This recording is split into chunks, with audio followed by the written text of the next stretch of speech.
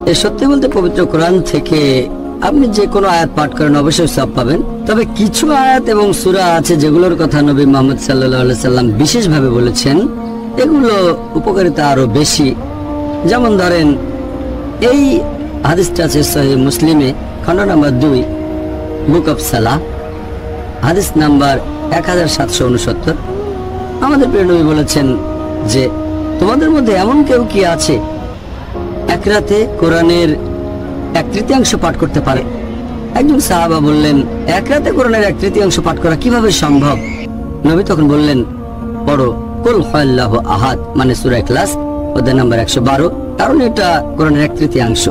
যদি আপনি পড়েন সূরা ইখলাস অধ্যায় নাম্বার 112 আয়াত 1 থেকে 4, মাত্র 4টা আয়াত, এটা পড়লে ধরা হবে কোরআনের 1/3 পড়েছেন।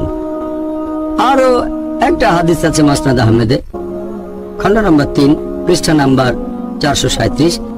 এই হাদিসটাকে সহিহ বলেছেন শেখ আলবানী তার সিলসিলা আল সাহিহাতে, হাদিস নাম্বার 589। আমাদের প্রিয় নবী মুহাম্মদ সাল্লাল্লাহু আলাইহি ওয়াসাল্লাম বলেছেন, যদি কেউ পাঠ করে সূরা ইখলাস 10 বার, সে নিজের জন্য বেহেশতে একটা ঘর নির্মাণ করলো। যদি কেউ পাঠ করে সূরা ইখলাস কুল হুয়াল্লাহু আহাদ 10 বার, তাহলে সে বেহেশতে একটা ঘর পাবে।